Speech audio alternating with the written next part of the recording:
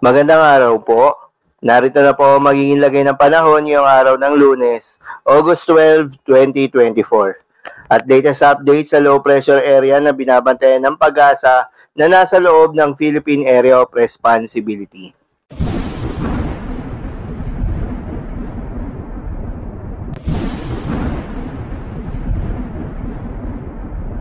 Sa kasalukuyan na tayo sa Pag-asa, patuloy pa rin ang pag-iral nitong southwest monsoon o hanging habagat at patuloy ring nakakaapekto sa malaking bahagi ng Luzon at western section ng Visayas.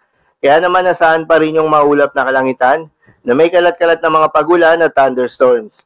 Habang mga localized thunderstorms naman ang aasahan sa nalalabing bahagi ng ating bansa. Samantala, yung low pressure area na binabantayan ng Pag-asa na nasa loob ng Philippine Area of Responsibility ay huling namataan ng Pag-asa sa layong 1,375 kilometers east of extreme northern Luzon. As of 3 a.m. po yan. At kaninang 5 a.m. nga po ng umaga ay lumabas na ito ng Philippine Area of Responsibility.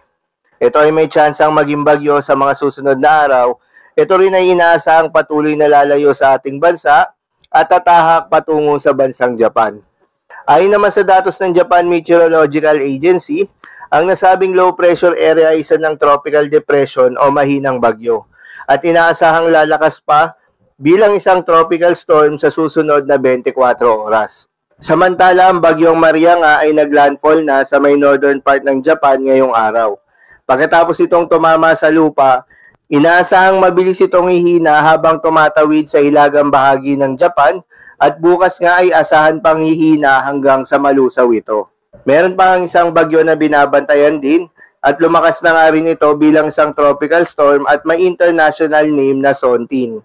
Ayon sa Japan Meteorological Agency, inaasahang lalapit ito sa karagatan ng northern Japan.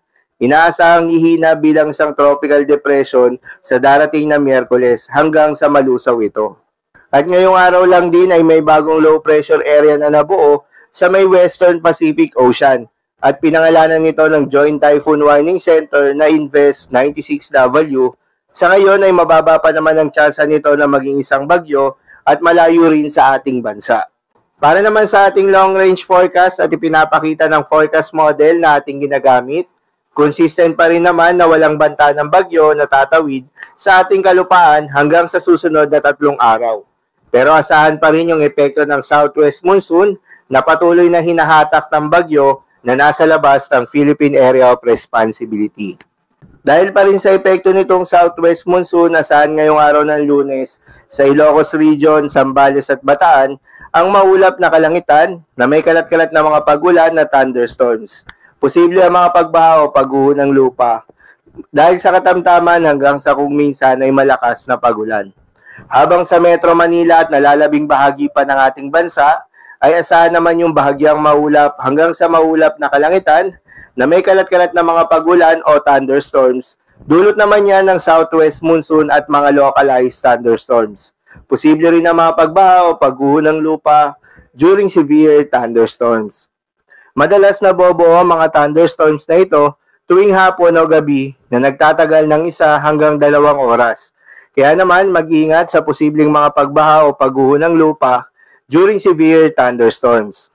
Para naman sa lagay ng mga dagat baybayin, ayon sa Pag-asa ay wala tayong nakataas na gale warning sa anumang seaboards ng ating bansa.